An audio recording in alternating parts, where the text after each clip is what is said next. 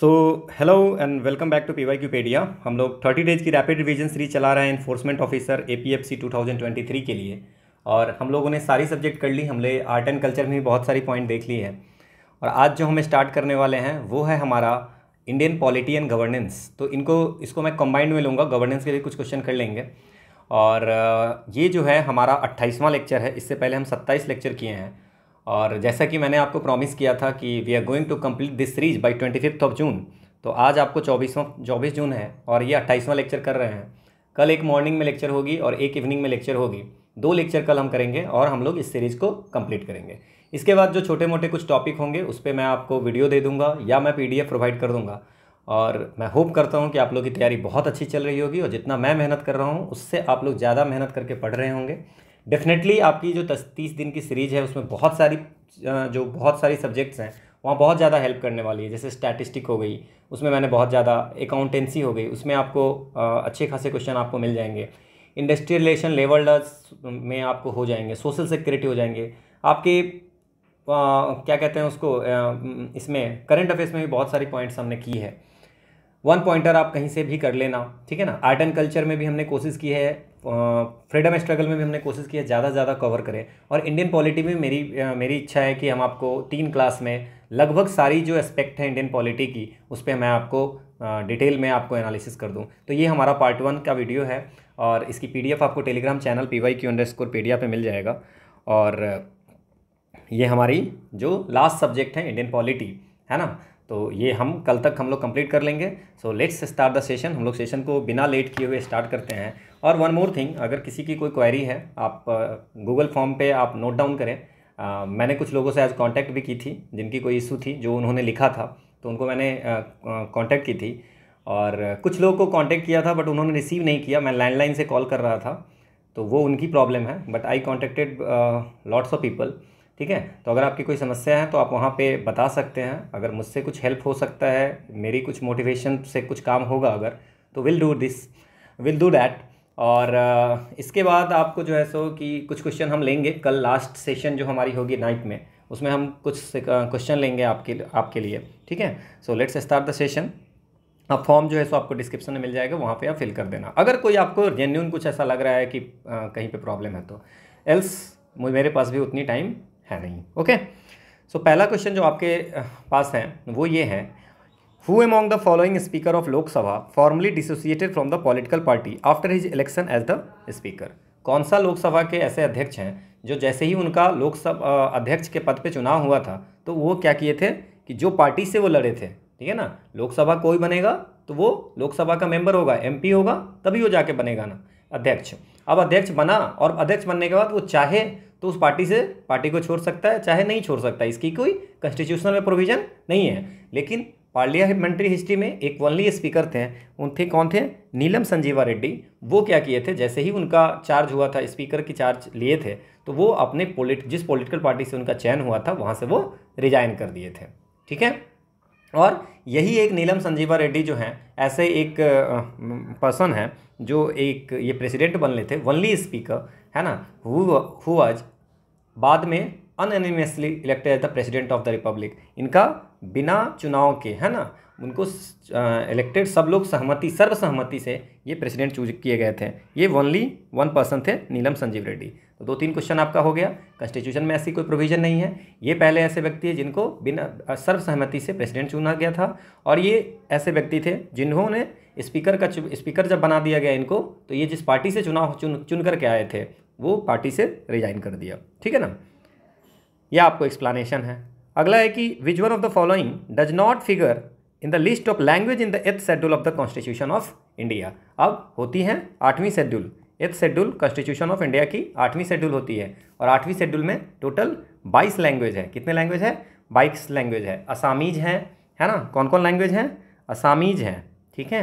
इसके बाद बंगाली है, गुजराती है, हिंदी भी है इसमें, ठीक है, कन्नड़ है। इसके बाद काश्मीरी है, कोंकणी है, मलयालम, मणिपुरी है, मराठी है, ठीक है, नेपाली है, उड़िया है, ठीक है, पंजाबी है, संस्कृत है, सिंधी है, ठीक है, सिंधी, तमिल है, तेलुगु है, उर्दू है, बोडो है, संथाली है, मैथिली है ना, और डोगरी है। अब इसमें जो इनिशियल जब संविधान बनी थी, है ना, तो 14 टोटल थे, ठीक है। उसके बाद 1967 में ऐड किया गया था सिंधी को, 1967 में सिंधी को ऐड किया गया था, ठीक है। और उसके बाद 1992 में कौन कौन ऐड किए गए थे? मणिपुरी को ऐड किया गया था, मणिपुरी को ऐड किया गया था, नेपाली को ऐड किया गया था और कोंकणी को ऐड किया गया था। मणिपुर, नेपाली और कोंकणी को 1932 में ऐड किया गया था। तो दो बार, एक 1967 में सिंधी को ऐड किया गया था और 3 को ऐड किया गया था आपको 1992 में। इसके बाद बोडो, डोगरी, मैथिली और संथाली, इनको ऐड किया गया था आपको 2004 में। अब आप कहिएगा कि सर इसमें से कौन सा नहीं है, तो आप तो बोल दिया कि भोटी है, लेकिन सर एक बात बताइए, क्वेश्चन क्यों पूछा गया था? क्यों, क्या हमें सारी याद रखनी थी? ये क्वेश्चन इसलिए पूछा गया था कि भोटी को 8th शेड्यूल में डालने की डिमांड हो रही थी, ठीक है, इसलिए भोटी लैंग्वेज को 8th शेड्यूल में डालने की डिमांड हो रही थी, तो उसके लिए ये क्वेश्चन पूछा गया था उस समय, ठीक है। ये एक्सप्लेनेशन में दिया हुआ है। अगला है कि which one of the following is the acronym of world NITI Aayog? पहले होती थी प्लानिंग कमीशन, जो 5 ईयर प्लान होते थे, उसके लिए, उसको एडमिनिस्टर करने के लिए, है ना, उसको इम्प्लीमेंट करने के लिए बनाई गई थी प्लानिंग कमीशन। 2015 में उसका नाम चेंज करके, उसको बंद करके नई चीज़ें लाई गई। कौन सी? नीति आयोग। सो नीति आयोग का फुल फॉर्म क्या है? सो नीति आयोग का फुल फॉर्म है national institute for transforming India, national institute for transforming India. 2015 में ये बनी थी, ठीक है, ये आपको लिखा हुआ है। अगला है कि which one of the following facts pertaining to the national green tribunal is not correct? NGT news में रहती है हमेशा, तो बोल रहा है कि एनजीटी के बारे में इसमें से कौन सा सही नहीं है। सो एनजीटी की जो एस्टैब्लिशमेंट हुई थी वो 18 अक्टूबर 2010 को ये इस्टेब्लिश हुई थी। और कौन से एक्ट से? एनजीटी एक्ट 2010 से हुई थी। किस लिए हुई थी? जो इन्वायरमेंटल प्रोटेक्शन और कंजर्वेशन है ना, environmental protection, conservation of forest and other resources के इफेक्टिव एंड एक्सपेडिटेड डिस्पोजल जो केस होती है, उसको मतलब उसके रिलेटेड जो केस होती है उसके डिस्पोजल के लिए ये एक्ट लाई गई थी, नेशनल ग्रीन ट्रिब्यूनल एक्ट, और उस एक्ट के तहत बनाई गई थी एनजीटी। तो पहला हमारा सही है। Its purpose is to ensure effective and expedited disposal of case relating to environmental protection and conservation of forest and other natural resources के रिलेटेड जो भी केस थे उसके लिए, ठीक है, ये था। It is bounded by the procedure laid down under the civil code of civil procedure. नहीं, ये प्रोसीड्योर लेड डाउन सिविल जो ये ट्रिब्यूनल है ये बाउंड नहीं है civil code of civil procedure 1908 के तहत बाउंड नहीं है, तो ये होगा नहीं। तो हमसे पूछ रहा है कौन सा नहीं होगा, ये होगा। So it is guided by the principle of natural justice. ये जो है प्रिंसिपल ऑफ नेचुरल जस्टिस पे ही काम करता है। क्लियर? तो ये आपको याद रखना है, ये एनजीटी के बारे में, ठीक है। तो अब ये आप एनजीटी के बारे में समझ गए। अगला क्वेश्चन हमारा, ये आपको सारी लिखी हुई है। अगला क्वेश्चन है कि which one of the following is the mandate of the committee on estimate? अब कमिटी ऑन एस्टीमेट की बात होती है। अब कमिटी ऑफ एस्टीमेट बनती है पार्लियामेंट में, एक बनाई जाती है एस्टीमेट्स कमेटी। एस्टीमेट कमेटी जो बनाई जाती है उसमें कितने मेंबर्स होते हैं? 30 मेंबर होते हैं, 30 मेंबर होते हैं और 30 के 30 लोकसभा के मेंबर होते हैं, ठीक है। किसी लिए? Scrutinizing the functioning of government ministries and department in terms of expenditure and utilization of fund. कैसे खर्च कर रहे हैं, फंड का यूटिलाइज कैसे कर रहे हैं, उसकी स्क्रूटनाइजिंग। हर डिपार्टमेंट जो गवर्नमेंट मिनिस्ट्रीज हैं और उसके डिपार्टमेंट्स हैं, ठीक है ना, उसमें कैसे पैसे खर्च किया जा रहा है, फंड का कैसे यूटिलाइजेशन किया जा रहा है, इसके लिए होती है एस्टीमेट कमेटी, ठीक है। ये आपको इसके बाद ये ऐसा भी करता है कि जैसे मान लीजिए कि उसको लगता है कि ऐसे अगर आप वर्क कर रहे हो तो इसमें क्या हो रहा है कि पैसे ज़्यादा खर्चा हो रहा है ना, तो कुछ ऐसा इफ़िशियंसी लाने के लिए चाहे इकोनॉमी मतलब पैसे कम खर्चा हो, उसके लिए अल्टरनेटिव पॉलिसी भी सजेस्ट करती है, ठीक है।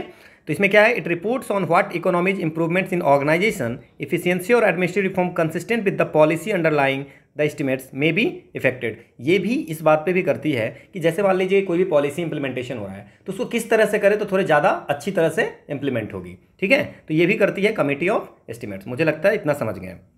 Appropriation and finance account of the government नहीं करती है। It examine the report of controller auditor general, नहीं। It examine bill on matters of general public interest, नहीं। आप समझ गए। और अल्टरनेटिव पॉलिसी बताती है कि इस पॉलिसी से इससे करोगे तो आपको ज़्यादा फायदा होगा। अगला क्वेश्चन है, which one of the following statement regarding the constituent assembly of India is not correct.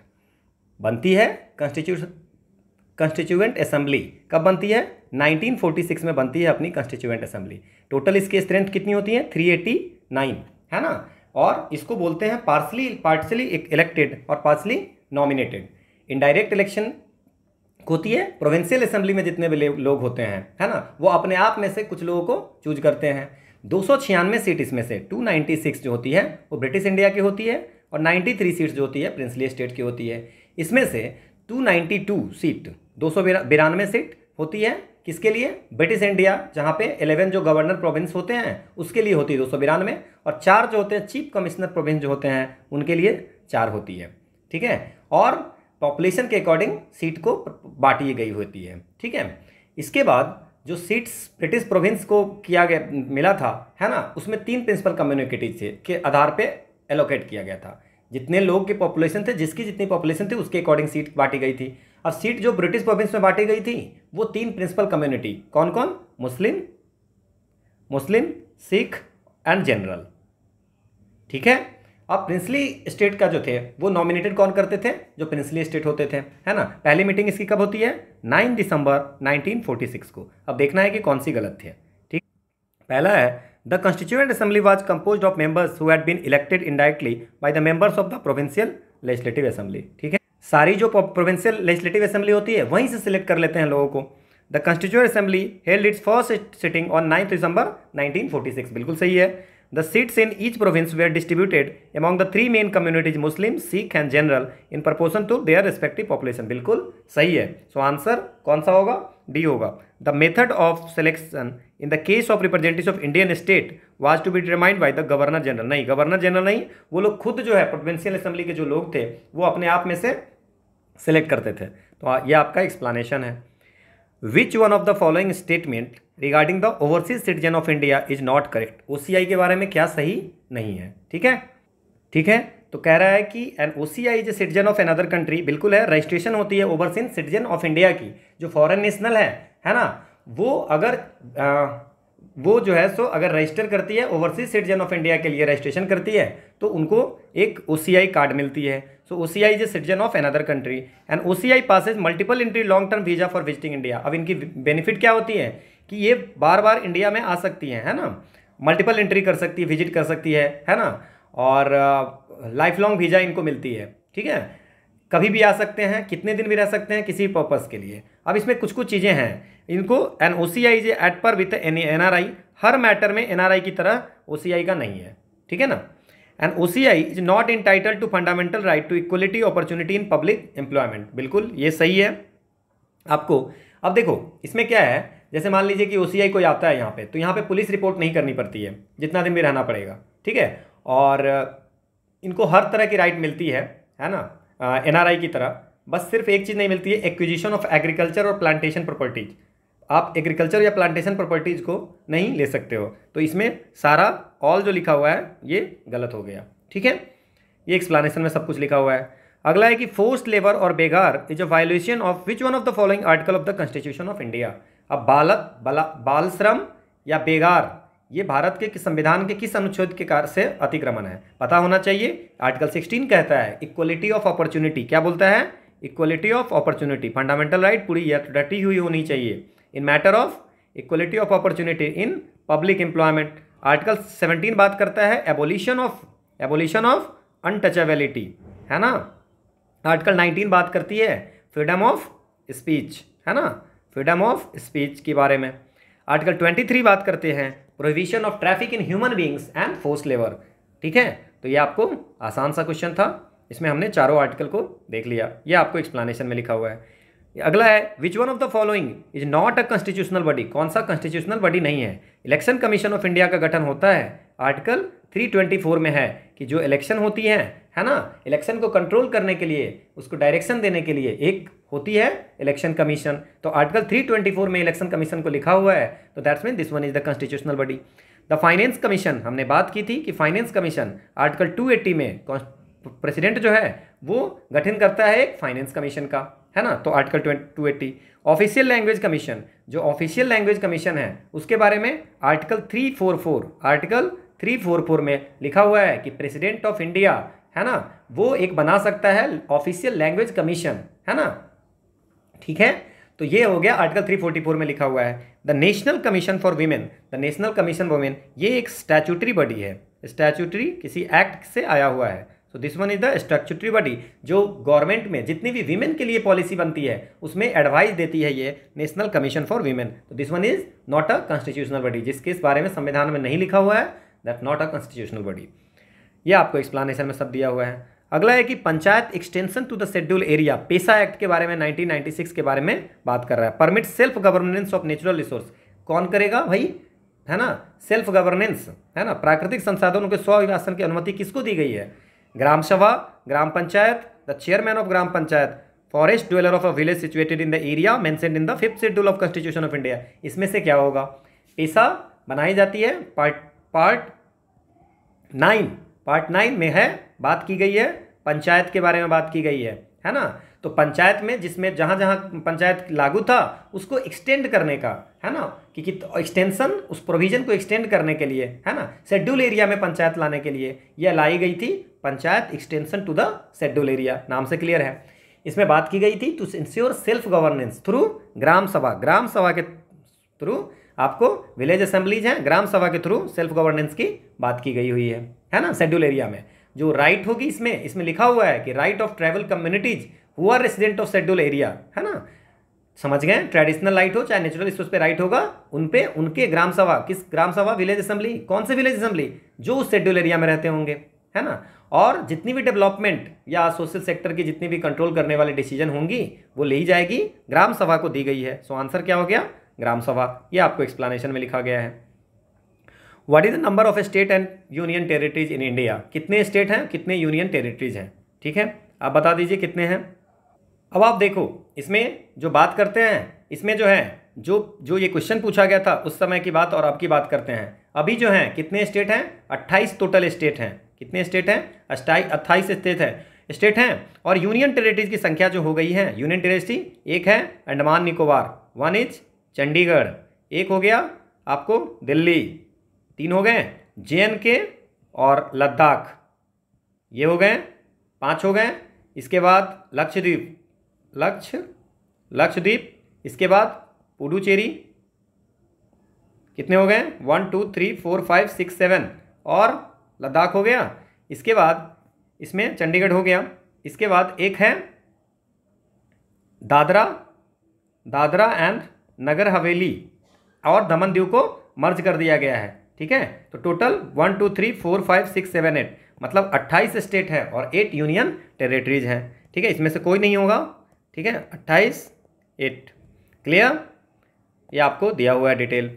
Under the constitution of India which of the following statement is correct? Constitution of India के तहत कौन सा इसमें सही है? The constitution is supreme, जो भी है संविधान सुप्रीम है, सर्वोच्च संविधान है, बिल्कुल सही है। There is clear division of power between the union and the state government, union को क्या करनी है, स्टेट गवर्नमेंट को क्या करनी है, इसकी जो पावर है वो आपको डिवीजन की गई हुई है। Amendment to the constitution have to follow the prescribed procedure, अगर आपको कॉन्स्टिट्यूशन में अमेंडमेंट करनी है तो आपको एक प्रक्रिया है जिसको पूरा करना पड़ेगा।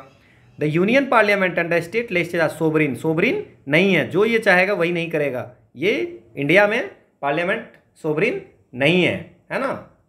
तो चौथा गलत हो गया। जैसे ही चौथा गलत हुआ तो आंसर आपका डी हो जाएगा। यूनाइटेड किंगडम में ऐसा है, पार्लियामेंट सोवरिन है। The preamble to the constitution can not be invoked to determine the ambit of fundamental right. क्या है? The preamble to the constitution can not be invoked to determine the ambit of fundamental right. मूल अधिकार जो fundamental right है उसकी क्या area है ना, उसको निर्धारण करने के लिए, ठीक है ना, invoke to determine the ambit of fundamental right की जो एरिया है उसको निर्धारण करने के लिए प्रियम्बल को आपको नहीं लिया जा सकता है कंसीडरेशन में, ये आपको गलत है। ठीक है, तो आंसर क्या हो गया? 1 2 एंड 3। अगला है the right to free and compulsory act 2009 provides for education to every child in the age group of, कौन से एज ग्रुप की बात कर रही है, ये बात कर रही है आपको 6 से 14 वर्ष के बच्चों के लिए। ये आपको 86th अमेंडमेंट होती है कॉन्स्टिट्यूशन की, 86th अमेंडमेंट 2002 में होती है, 86th कॉन्स्टिट्यूशनल अमेंडमेंट, वहाँ पे डाली जाती है आर्टिकल 21A कॉन्स्टिट्यूशन इंडिया में कि free and compulsory education of all children in the age group of 6 to 14 years, ये फंडामेंटल राइट है। इसमें जो आपको डीपीएसपी में चले जाइए अगर, तो डीपीएसपी में 45 में ये लिखा हुआ था पहले, डीपीएसपी आर्टिकल 45, ठीक है।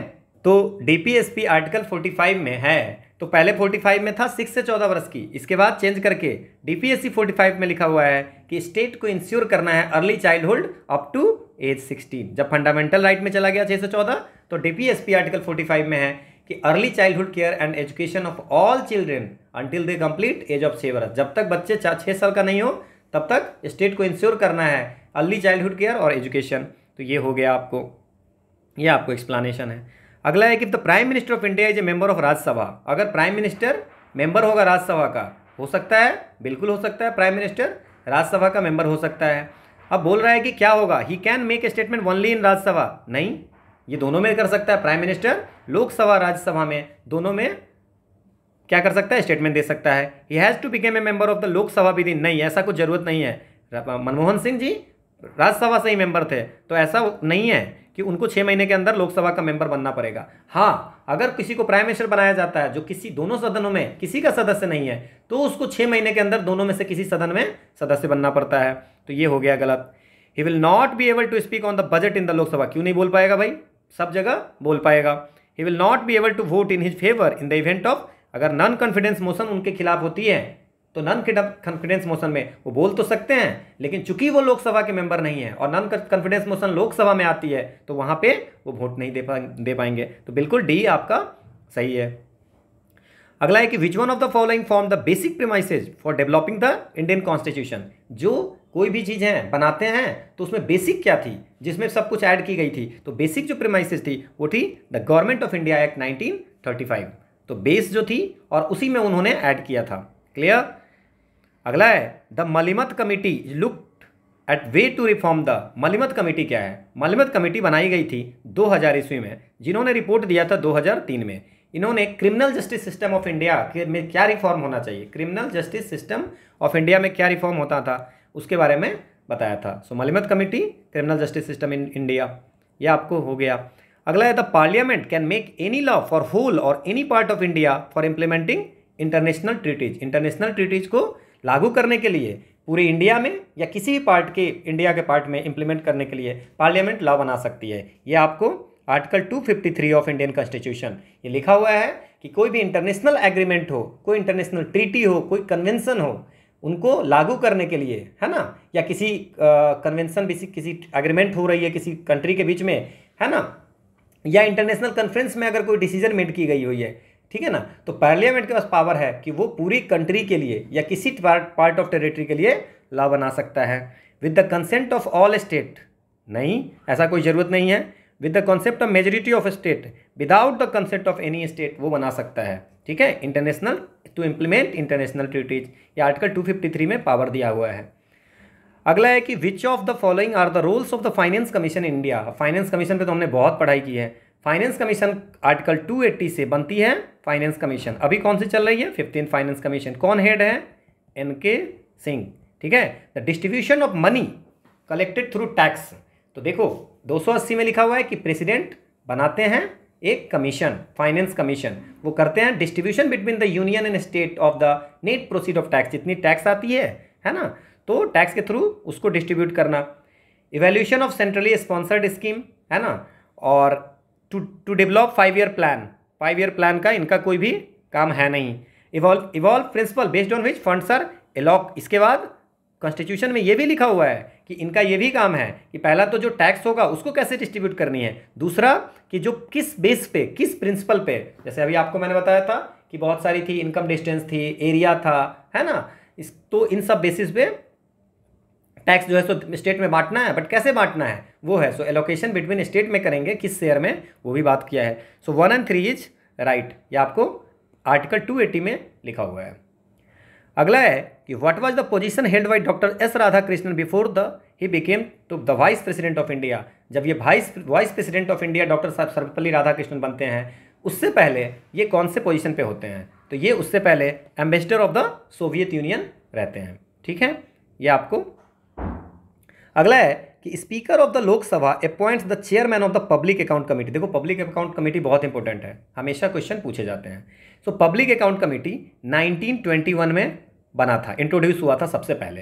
किसमें सबसे पहले? और ये बना था, इंट्रोड्यूस हुआ था 1921 में, लेकिन इसका मेंशन था, ये भी क्वेश्चन पूछता है, वो गवर्नमेंट ऑफ इंडिया एक्ट 1990 में सबसे पहले मेंशन था। गवर्नमेंट ऑफ इंडिया एक्ट 1990 को बोलते हैं मॉन्टफोर्ड रिफॉर्म्स, है ना। हर साल बनती है, एवरी ईयर बनाई जाती है पब्लिक अकाउंट कमेटी। और जो चेयरमैन होते हैं पब्लिक अकाउंट कमेटी की, वो चेयरमैन कौन अपॉइंट करता है? Speaker of the Lok Sabha appointed the chairman of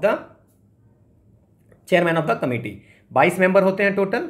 22 member में 15 जो होते हैं वो लोकसभा के होते हैं और 7 राज्यसभा के होते हैं। तो 15 जो हैं वो कौन सेलेक्ट करता है? लोकसभा स्पीकर। और 7 मेंबर कौन सेलेक्ट करता है? वो राज्यसभा के चेयरमैन। मिनिस्टर इसमें नहीं हो सकते हैं, ठीक है ना। A member of parliament, eminent person from industry and trade are the members of the public account committee. अब इसमें क्या है? इसमें members of the parliament, eminent person from the industry का कुछ नहीं होगा, लोकसभा राज्यसभा के मेंबर होते हैं, है ना। और इसमें क्या है कि आपको मिनिस्टर अपॉइंट नहीं होते हैं। ये इसका काम क्या होता है? एनुअल ऑडिट रिपोर्ट, जो कैग के द्वारा जो ऑडिट रिपोर्ट आती है, जो पार्लियामेंट में रखी जाती है ना, प्रेसिडेंट के द्वारा, वो आपको उसकी ऑडिट करते हैं, एग्जामिन करते हैं, है ना। कैग जो है वो 3, तो ये पहला हो गया, आपको सिर्फ स्टेटमेंट 1 सही है ना, तो सी ऑप्शन हो जाएगा। कैग 3 रिपोर्ट देते हैं। कैग कौन कौन रिपोर्ट देते हैं? A report on appropriation account, an audit report on finance account, ये भी याद रखना है, an audit report on public undertaking, ये देती है रिपोर्ट कैग आर्टिकल 148 से इनको पावर मिलता है।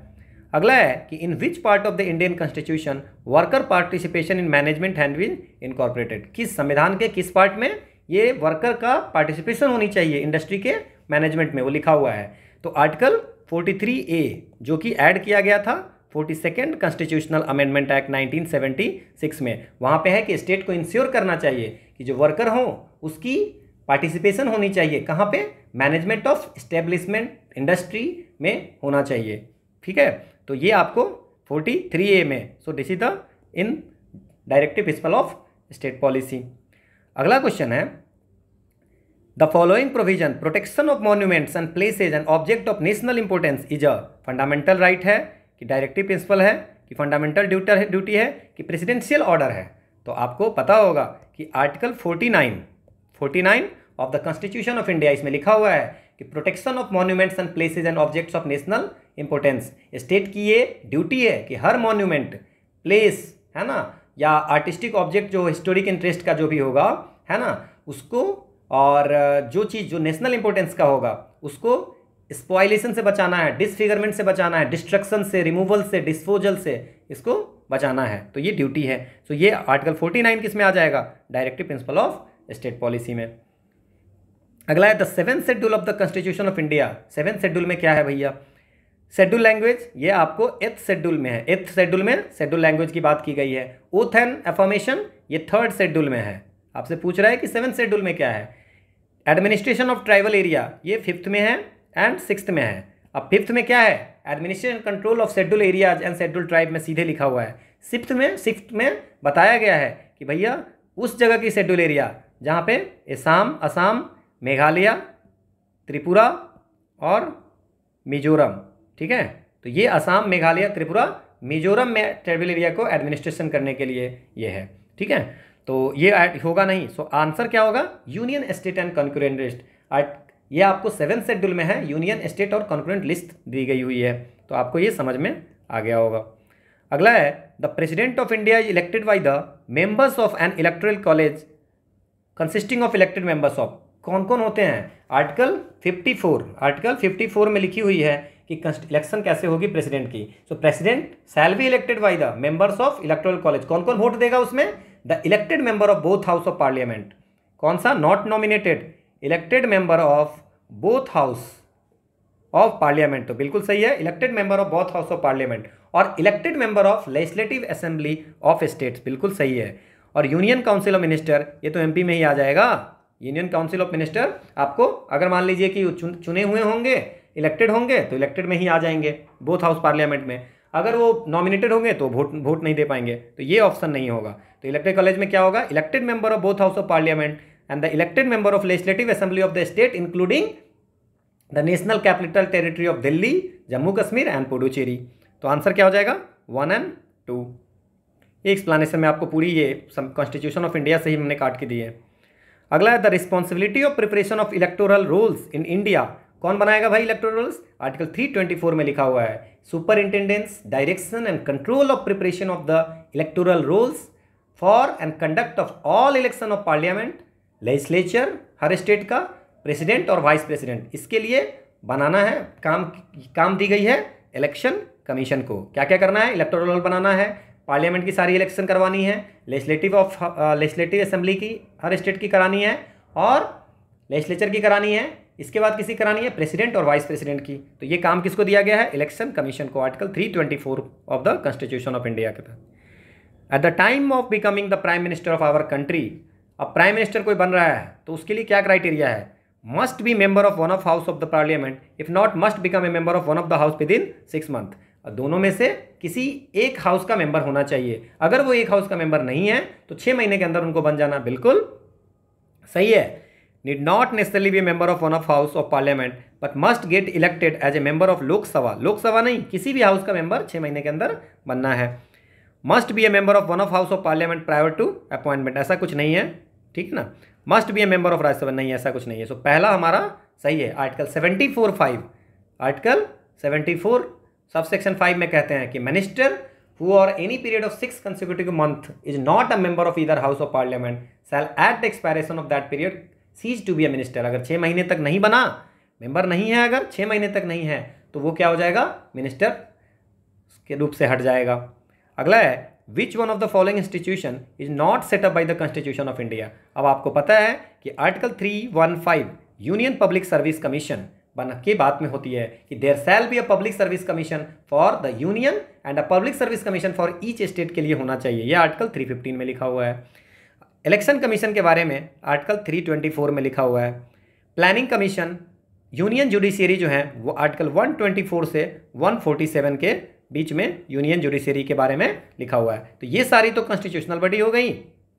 प्लानिंग कमीशन, प्लानिंग कमीशन ये जो है मार्च 1950 में एस्टैब्लिश की गई थी। This one is the extra constitutional non statutory body, है ना, जस्ट ये एडवाइजरी बॉडी है ना। और ये डिजॉल्व हो गई थी और नीति आयोग आ गया था, तो आपको पता ही होगा। So answer is planning commission यहाँ पे हो जाएगा। ये एक्सप्लेनेशन है। अगला है consider the following statement in respect of CAG के बारे में पूछ रहा है कुछ।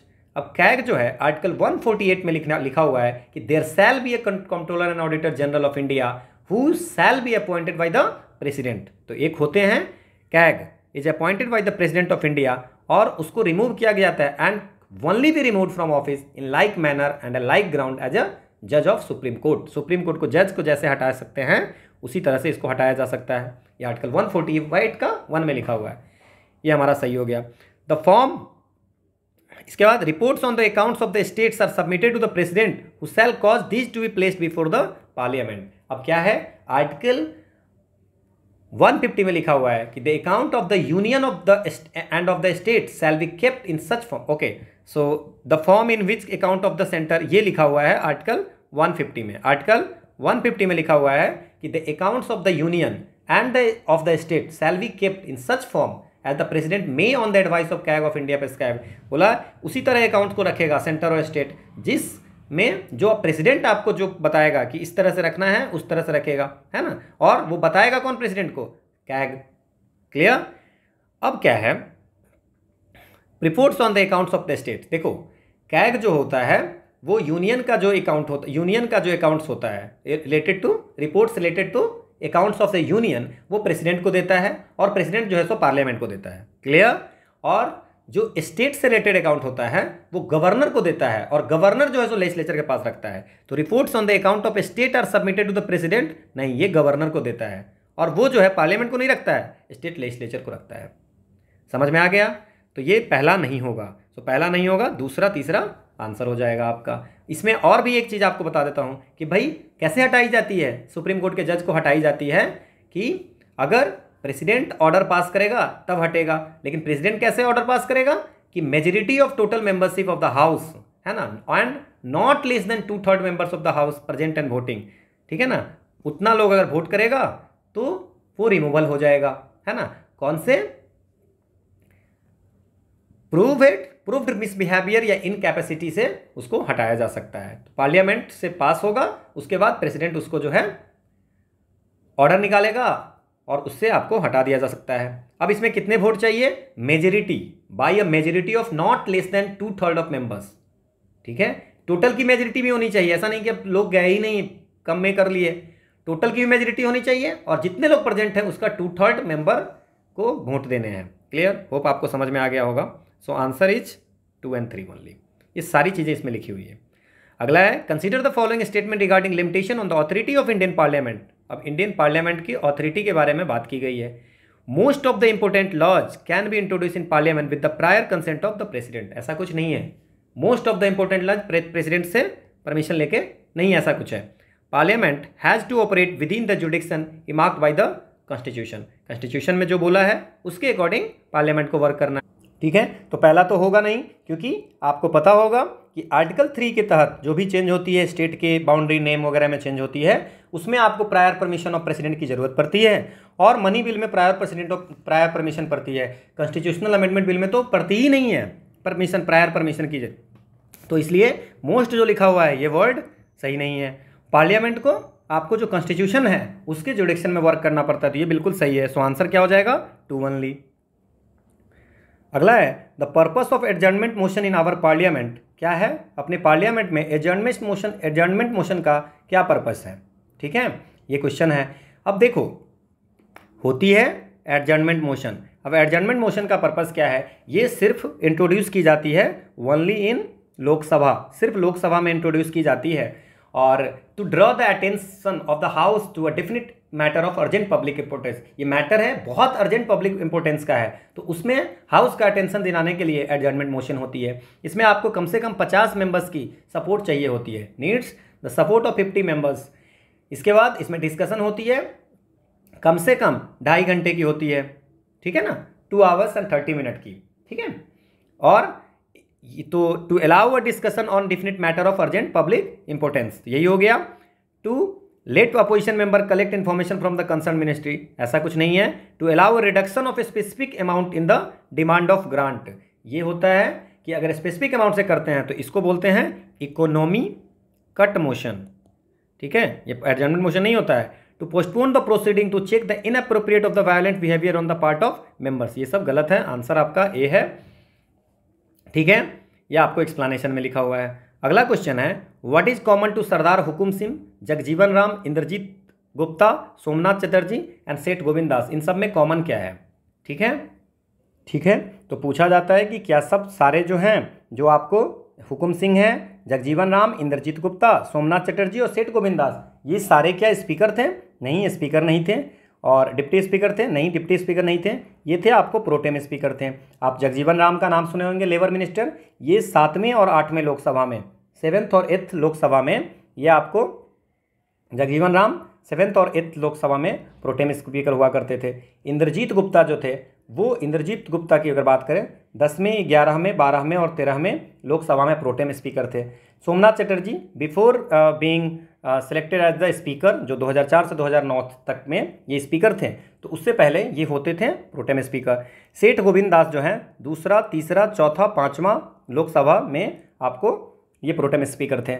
और सरदार हुकुम सिंह ये पहले लोकसभा में प्रोटेम स्पीकर थे। प्रोटेम स्पीकर होते हैं जब नई लोग आते हैं, नई तो चुनाव होती है ना, तो इलेक्शन होती है, तो नई लोकसभा बनती है। नई लोकसभा में प्रेसिडेंट एक किसी को चूज करते हैं, उस समय स्पीकर होते नहीं हैं, एक किसी को चूज करते हैं, उसको बनाते हैं प्रोटेम स्पीकर, और उसका काम होता है बाकी लोगों को ओथ दिलाना, ठीक है ना, और वो डिसाइड करते हैं, है ना। तो प्रोटेम स्पीकर आप समझ गए, और ये आंसर हो जाएगा they were pro tem speaker of the Lok Sabha. अगला है सेकेंड एडमिनिस्ट्रेटिव रिफॉर्म कमीशन के बारे में। देखिए ये सब आपको गवर्नेंस में आ जाएगा। Second administrative reform commission, second commission of centre state relation, 13 finance commission, उस समय 13 था, अभी 15 फाइनेंस कमीशन याद रखो, national commission for the review of the working of the constitution. तो ये कब बना था और इसके कौन कौन हेड थे, इस पर हम लोग बात करेंगे। देखो, फर्स्ट ARC बना था 1966 में, ठीक है, और सेकेंड ARC जो बनी थी 2005 में। इसके जो हेड थे वो थे M वीरप्पा मोइली, और ये M देसाई जो थे, ठीक है ना, वो बने थे, और बाद में के हनुमंता राव ये फर्स्ट ARC के चेयरमैन थे। क्लियर। और सेकेंड ARC 2005 में। तो गवर्नमेंट ये बनाया जाता था highest insurance of efficiency and integrity in public service के लिए। तो मोरारजी देसाई जब PM बन गए तो हनुमंता राव बन गए थे फर्स्ट ARC के। इसके बाद सेकेंड जो commission on centre state relation है वो 2007 में आया था, और इसको हम लोग जस्टिस, इसके जो हेड थे वो जस्टिस मदन मोहन पंची थे, और इसको पंची कमीशन भी बोलते हैं। तो अब आप बोलोगे कि sir first centre state relation कब आई थी, तो 1983 में आए थे, जिसको आप बोलते हो सरकारिया कमीशन। क्या बोलते हो? Sarkaria commission of centre state relation. तो ये आपको पता हो गया। 13 फाइनेंस कमीशन है, अभी हमारा 15 फाइनेंस कमीशन चल रही है। तो 15 फाइनेंस कमीशन का तो मैंने आपको इतनी बार बता दी है, NK सिंह हेड हैं, ठीक है। 2021 से 2021 से 25-26 तक ये जो है सो आपको 15 फाइनेंस कमीशन चलेगी। अब इसमें क्या है, लास्ट में national commission for the review of the working constitution, ठीक है। तो इसमें क्या होगा, ये आपको 2000 ईस्वी में बनाया था कि कॉन्स्टिट्यूशन सही से चल रहा है कि नहीं। तो ये बनाया गया था, इसके जो हेड थे जस्टिस MN वेंकटचलैया थे, और 13 फाइनेंस कमीशन में ये आपको विजय केलकर थे। तो आप इतना याद रख सकते हो। तो आपको देख लीजिए, A का 4, B का 3, सो आंसर इज A। क्लियर? ठीक है। क्या क्वेश्चन है? Which of the following states of countries has only federation? Federal state उसको बोलते हैं, ठीक है। सो फेडरल स्टेट किसको बोलते हैं? जहां पे सिर्फ स्टेट होगा, यूनियन ऑफ स्टेट्स। यहाँ पे भारत की बात करें तो क्वासी फेडरल है, यहाँ पे स्टेट के अलावा UT भी है, जिसको सेंट्रल गवर्नमेंट ये कंट्रोल करती है। तो अगर इंडिया जहाँ भी ऑप्शन होगा वो ऑप्शन तो हमारा ऐसे ही चला गया, इंडिया जहाँ होगा वो ऑप्शन चला गया, ठीक है। तो वो A और C तो ऐसे ही गलत हो गया। अब क्या है, बाकी बचा फ्रांस, जर्मनी, स्वीडन, स्विट्जरलैंड और इसके। तो इसमें आपको मैं बता दूं, फ्रांस है और न्यूजीलैंड है। फ्रांस और न्यूजीलैंड जो है यहाँ पे यूनिटरी सिस्टम है। यूनिटरी सिस्टम का मतलब सिंगल पावर जो है वो सिंगल पावर है, वो आपको सेंट्रल गवर्नमेंट है। तो फ्रांस वाला ऑप्शन खत्म हो गया, ठीक है। तो आंसर क्या हो गया? Malaysia, Australia, Nigeria and Brazil, ठीक है। तो ये आपको ऑप्शन हो गया। अगला है कि the directive principle of state policy enshrined in the constitution aimed at providing the social and economic base of a genuine democracy. Social economy base of genuine democracy provide करती है, ठीक है।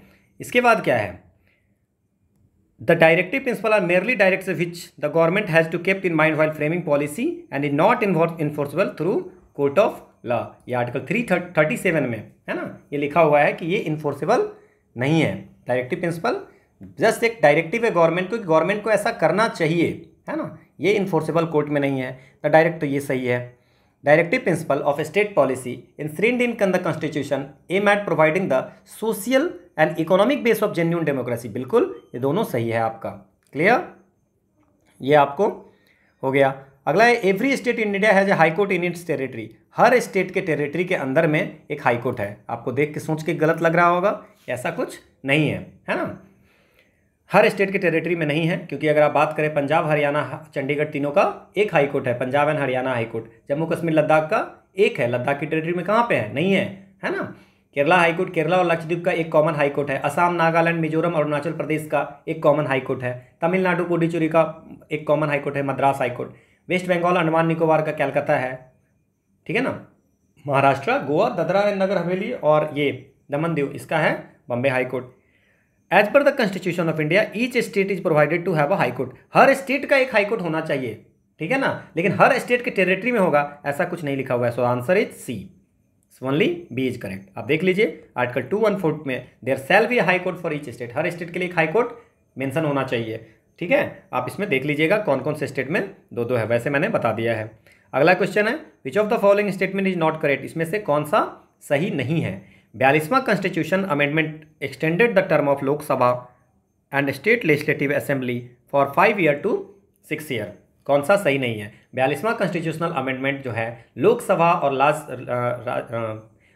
और लेजिस्लेटिव असेंबली का जो term है वो 5 से 6 साल तक बढ़ा दिया था, ये बिल्कुल सही है। इसमें कौन कौन से आर्टिकल को चेंज किया था, अंडर आर्टिकल 172 जो एमएलए के लिए है उसका क्लॉज 2 चेंज किया था, और आर्टिकल 83 जो एमपी के लिए था उसका क्लॉज चेंज किया था।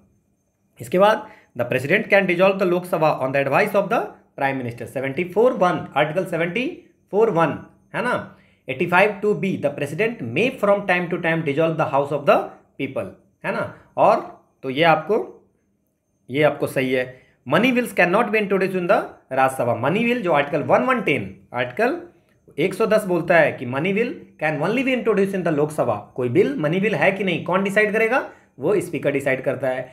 जब मान लेते हैं on the recommendation of the president, पहले प्रेसिडेंट का रिकमेंडेशन होता है, जब रिकमेंडेशन हो जाता है तो लोकसभा अगर मान लेते हैं कि पास कर दिया तो राज्यसभा में भेजता है। राज्यसभा में अगर मान लीजिए कि कोई रिकमेंडेशन देता है पास करके, लोकसभा को मन होगा तो मानेगा, नहीं तो नहीं मानेगा। अगर मान लीजिए कि 14 दिन तक उसका रिप्लाई नहीं आएगा तो उसको मान लिया जाएगा कि पार्लियामेंट से पास हो गया। तो money bill can not be introduce in Lok Sabha, ये भी सही है। 1/3 members of the Rajya Sabha retired in on the expiry of every 3rd years, नहीं, हर 2 साल पे, हर 2nd ईयर पे 1/3 मेंबर रिटायर करते हैं। तो ये हो गया हर 2nd ईयर पे, तो गलत कौन सा है, डी। ठीक है, समझ गए, ये आपको एक्सप्लेनेशन है। अगला है तो controller and auditor general of India is appointed bye, किसके द्वारा अपॉइंट किए जाते हैं। आर्टिकल 148 में लिखा हुआ है कि there shall be a controller auditor general who shall be appointed by the president, so answer president, ये एक्सप्लेनेशन है। अगला है point of order is raise to criticise a policy of the government, point of order raise किया जाता है criticise करने के लिए। It is an important tool of legislative control, ये जो है it is an important tool of legislative control. देखो पॉइंट ऑफ ऑर्डर जो है एक मेंबर रेज कर सकता है पॉइंट ऑफ ऑर्डर, जब हाउस की प्रोसीडिंग जो है वो रूल्स के अकॉर्डिंग नहीं चल रहा होगा तो एक मेंबर रेज कर सकता है पॉइंट ऑफ ऑर्डर। ठीक है, तो point of order is raise to criticise a policy, ऐसा कुछ नहीं है। अगर हाउस रूल्स के अकॉर्डिंग नहीं चल रहा है तो आपको उसका एक मेंबर रेज कर सकता है पॉइंट ऑफ ऑर्डर। ठीक है, जैसे मान लीजिए कि कोई रूल्स होगा हाउस का, उसको सही से इन्फोर्स नहीं होता होगा, उसकी इंटरप्रिटेशन सही से नहीं हो रही हो, तो ये जनरली अपोजिशन मेंबर के द्वारा किया जाता है टू कंट्रोल गवर्नमेंट, है ना। तो इसमें it is important to legislative control, legislature को कंट्रोल करने का है कि हाउस सही से नहीं चल रहा है। तो बिल्कुल रीजन सही है, असर्शन गलत है, तो डी ऑप्शन हो जाएगा, ये एक्सप्लेनेशन है। अगला है who of the following is the chairman of planning commission, जो अभी नीति आयोग है, प्लानिंग कमीशन का चेयरमैन कौन हुआ करते थे, प्राइम मिनिस्टर ऑफ इंडिया। अगला है who among the following become the president of India without having been the vice president, बिना वाइस प्रेसिडेंट हुए कौन बन गए थे, ये नीलम संजीव रेड्डी थे। 6th प्रेसिडेंट ऑफ इंडिया थे, 6th प्रेसिडेंट 1977 से 82, और निर्विरोध यूनानिमसली सिलेक्ट हुए थे, है ना, सबकी सहमति से। अगला है कि इकोनॉमिक रिफॉर्म कमीशन कब बना था, और इकोनॉमिक रिफॉर्म कमीशन जो बनी थी वो 1981 में बनी थी। इनके चेयरमैन थे एल के झा जी इनके चेयरमैन थे, और ये बात किया था कि इकोनॉमिक एडमिनिस्ट्रेशन सिस्टम को मॉडर्नाइज करने के लिए, है ना, न्यू इकोनॉमिक ऑर्डर लाने के लिए आपको rationalisation modernisation of economic administration system, तो इकोनॉमिक रिफॉर्म कैसे करना है इस पर ये रिपोर्ट बनाए थे। Commission of centre state relation मैंने बता दिया था, 1983 में आई थी। जो सरकारिया जो पहली बनी थी वो आर एस सरकारिया थे, और बाद में जो बनी थी उसमें आपको कौन थे, पंछी जी थे। इसके बाद एडमिनिस्ट्रेटिव रिफॉर्म कमीशन मैंने बता दिया कि पहली जो एडमिनिस्ट्रेटिव रिफॉर्म कमीशन थी 1966 से 70, उसमें मोरारजी देसाई थे, जब वो प्राइम मिनिस्टर बन गए तो हनुमंता राव जी आ गए थे, ये भी बता दिया था। और committee on the prevention of corruption ये आई थी 1962 में, इसके चेयरमैन थे के संथानाम थे, और ये बहुत सारा करप्शन कैसे हटाएंगे उस पर बात किया था के संथानाम कमेटी, और सीबीसी का गठन इस पर बाद में हुआ था। अब क्या है कि सारा तो हमने कर लिया, ए का 3 कर लिया, बी का 1, तो ये आंसर हो गया। अब डीएस के कोठारी किस चीज़ के चेयरमैन थे, तो ये आप जान जाइए, नेशनल एजुकेशन कमीशन 1964 में बनी थी, है ना, उसके चेयरमैन थे के S Kothari. Indian education system को इम्प्रूव करने के लिए ये बनाई गई थी नेशनल एजुकेशन कमीशन। तो मुझे लगता है इसमें सारा आपको बता दिया, ये सारी एक्सप्लेनेशन में भी लिखी हुई है। द फर्स्ट, ये सब गवर्नेंस में आता है, ठीक है। The first report of the administrative reform commission recommended the creation of Lokpal and Lokayukta. पहला जो एआरसी था उन्होंने कहा था कि भाई लोकपाल होना चाहिए, कहाँ पे, सेंटर में होनी चाहिए लोकपाल, और लोकायुक्त कहाँ होना चाहिए, स्टेट में। क्या ये सही है? बिल्कुल ये सही है। पहला फर्स्ट एडमिनिस्ट्रेटिव कमीशन जो 1966 में बनी थी, उन्होंने कहा था कि जो लोकपाल सेंटर में होनी चाहिए, लोकायुक्त आपको स्टेट में होना चाहिए, to redress the citizens grievance. ये भी सही है। Different articles under the constitution of India provide for setting up the union public service commission, the planning commission and the vigilance commission. गलत बात है। आर्टिकल यूपीएससी हमें पता है कि आर्टिकल 315 में लिखा हुआ है कि there shall be a public service commission for each state and one for union, लिखा हुआ है। लेकिन सेंट्रल बिजनेस कमीशन ये आपको 19 सीबीसी जो है वो सेंट्रल बिजनेस कमीशन 1964 में बनी थी, संथानाम कमेटी के रिकमेंडेशन के बाद में, और इनको बाद में 2003 में स्टैट्यूटरी स्टेटस मिल गई थी, ठीक है। ये आपको समझ जाना चाहिए। प्लानिंग कमीशन आपको पता ही है कि नॉन कॉन्स्टिट्यूशनल नॉन स्टैट्यूटरी है, तो आपको ये तो हो गया। कॉन्स्टिट्यूशन में सारे का नाम लिखा हुआ नहीं, तो आंसर क्या हो गया, वन ओनली। अगला है money bill can be introduce in any house of parliament. गलत है। आर्टिकल 110 कहता है कि money bill can only be introduce in the Lok Sabha, तो पहला गलत हो गया, ये तो ऐसे ही चला गया। अब क्या है कि if any question arises whether a bill is money bill और not, the decision of the chairman of the public account कर, नहीं, अगर मनी विल है या नहीं ये डिसाइड करना होगा, तो ये कौन डिसाइड करता है, ये डिसाइड करते हैं स्पीकर जी, तो दूसरा भी गलत हो गया, ठीक है, तो ये भी गलत हो गया। अब क्या है कि vote of credit enables a grant to be approved by the parliament in advance of detail examination of various demand presented to it. अब वोट ऑफ क्रेडिट क्या होता है, ये एक financial grant given to the executive from the resources of India to meet urgent कुछ financial requirement हो गया जिसका डिटेल शेयर नहीं किया जा सकता बजट में, है ना, तो उसको बोलते हैं वोट ऑफ क्रेडिट, ठीक है। और वोट ऑन अकाउंट क्या होता है, शॉर्ट टर्म एक्सपेंडिचर, जो गवर्नमेंट को अभी अप्रोप्रिएशन बिल पास हुई नहीं है तो अभी हमको कुछ पैसा चाहिए सीएफआई से निकालना है, तो बोलता है ठीक है इतना आप निकाल सकते हो, that's a vote on account. So vote on credit और वोट ऑन अकाउंट आपको पता होना चाहिए। वोट ऑन क्रेडिट क्या होता है और वोट ऑन अकाउंट क्या होता है। सो वोट ऑन अकाउंट जो होता है, डील्स जो है कि गवर्नमेंट अभी अप्रोप्रिएशन बिल बजट के लिए बताए हैं, अप्रोप्रिएशन बिल पास नहीं हुई है तो आप कंसोलिडेटेड फंड ऑफ इंडिया से नहीं निकाल सकते हैं, तो खर्च कैसे चलेगी, तो कुछ पैसे निकालने हैं, है ना, तो सीएफआई से, तो उसके लिए शॉर्ट टर्म एक्सपेंडिचर के लिए जो होती है वो होती है वोट ऑन अकाउंट, ठीक है, कि इतना पैसा निकाल देते हैं, बाद में हम ना बाकी हम बाद में निकालेंगे। और vote on credit, vote of credit जो होती है वो होती है कि अगर कुछ ऐसा काम हो जाए, कुछ अर्जेंट हो जाए जिसको बजट में आप लिख नहीं सकते हैं, है ना, तो उसके लिए आपको फाइनेंशियल ग्रांट की बात है। So vote of credit enables a grant to be approved by the parliament in advance of the detail examination of various demand presented to it. नहीं, आप समझ गए बात को, ये आपको सारा लिखा हुआ है। अगला है consider the following statements related to the Indian parliamentary system. Indian parliamentary system के बारे में कुछ लिखा हुआ है। If 40 or more members support an adjournment motion only then the related matters can be taken up for discussion. मैंने आपको बताया था कि 50 मेंबर कम से कम सपोर्ट करेगा तो होती है एडजमेंट मोशन, और ये सिर्फ लोकसभा में होती है, 2.5 घंटे के लिए होती है ना, कम से कम 2.5 घंटे के लिए डिस्कशन होगी अर्जेंट पब्लिक इंपोर्टेंस मैटर के लिए। तो ये तो गया, पहला तो गया। अब under the adjournment motion even sub judice matter can be taken up for consideration. नहीं, आपको सब जुडिस मैटर को इसमें कंसिडरेशन में नहीं ले सकते हैं, ठीक है, तो ये भी गया।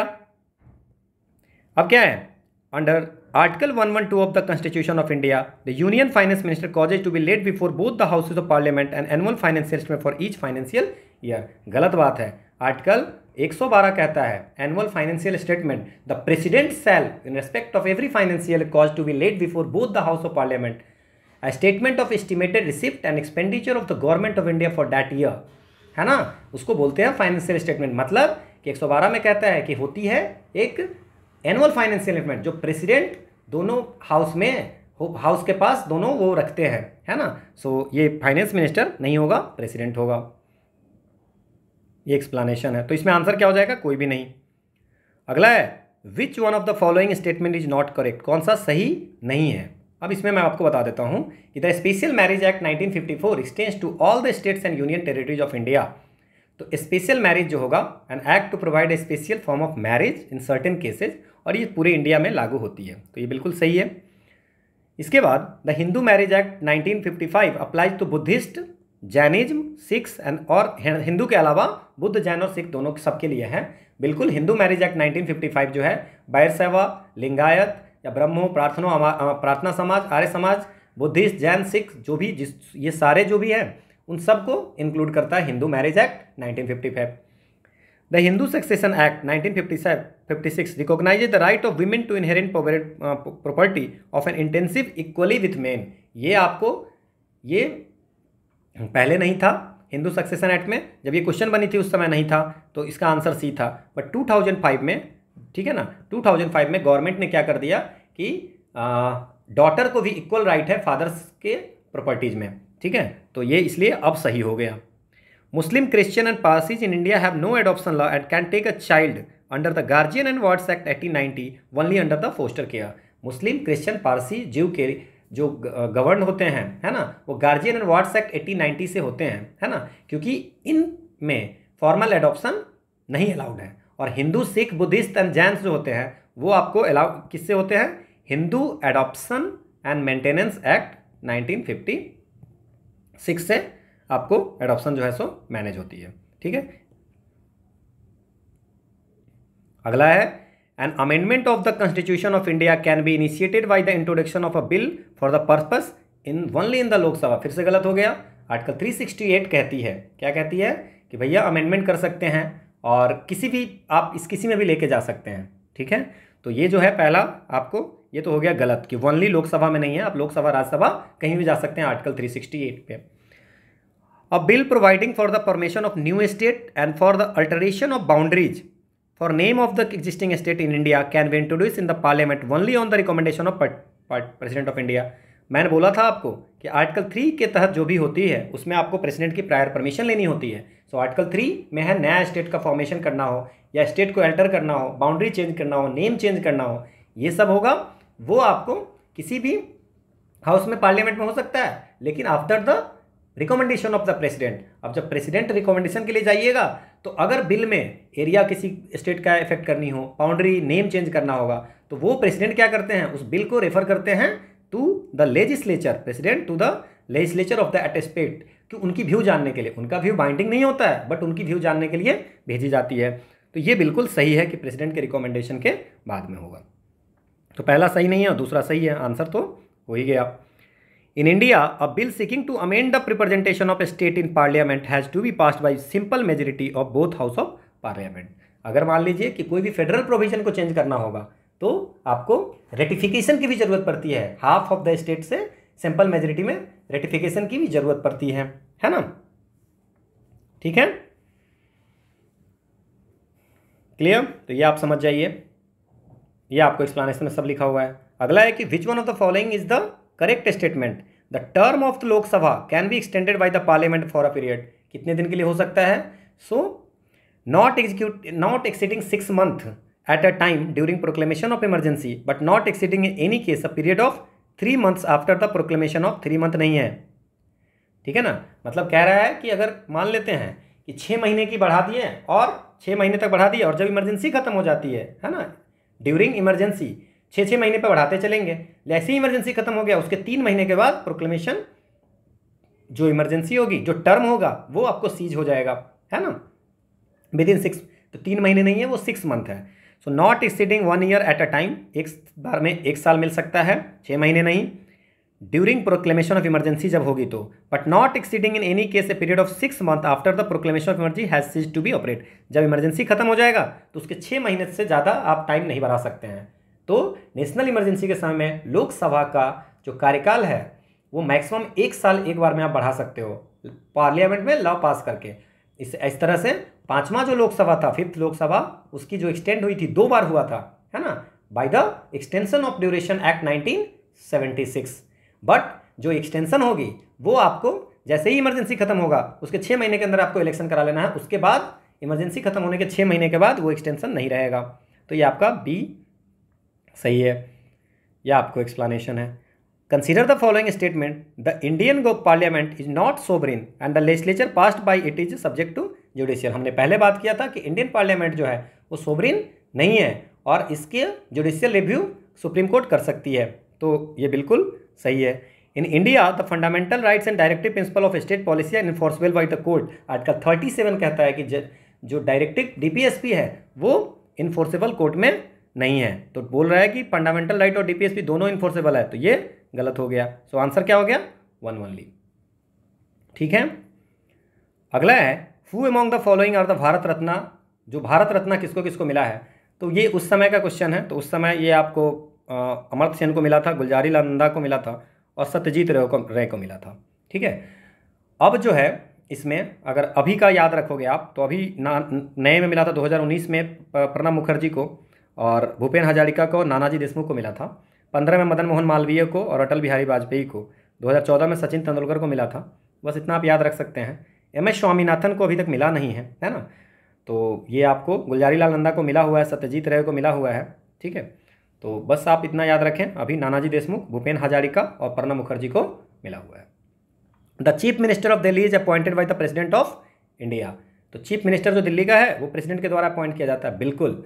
On the advice of lieutenant governor the president of India appoint the chief minister of Delhi.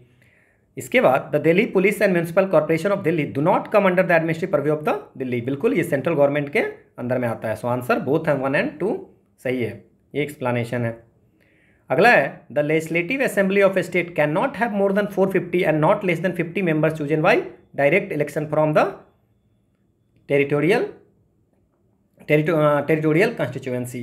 बोल रहा है, इसमें कह रहा है कि लेजिस्लेटिव असेंबली जो होगा वो मस्ट हैव कम से कम 450, लेकिन इसमें है ये ज़्यादा से ज़्यादा 500 हो सकता है और मिनिमम 60 हो सकता है। So the constitution of India state that state legislature assembly must have no less than 60 and no more than 500 में। 60 से कम नहीं और 500 से ज़्यादा नहीं होना चाहिए। बट एक्सेप्शन हो सकता है, लेकिन एक्सेप्शन के लिए पार्लियामेंट में एक्ट लानी पड़ेगी, है ना। गोवा, सिक्किम, मिजोरम, है ना, और यूनियन टेरिटरी पुडुचेरी है जहाँ पे 60 से कम मेंबर है, तो उसके लिए पार्लियामेंट में एक्ट आया हुआ है। तो बिल्कुल ये गलत हो गया आपका। The number of members of the legislative council of a state can not exceed 1/3 of total membership of the legislative assembly of that state subject to a minimum of 50। State legislative council जहाँ पे है तो वहाँ पे 1/3 of member, जितनी member हैं इसमें आपको उसके 1/3 से ज़्यादा नहीं होना चाहिए। लेकिन अगर 1/3 मान लीजिए कि 110 ही लोग हैं तो उसका 1/4 40 से कम होगा, लेकिन मिनिमम आपको 40 मेंबर तो होने ही चाहिए। ठीक है, ठीक है, 110 का 1/3 40 से कम हो जाएगा, तो ऐसा नहीं है, मिनिमम 40 होने चाहिए और 1/3 से ज़्यादा नहीं होना चाहिए। तो ये बिल्कुल सही है और आंसर हो जाएगा बी।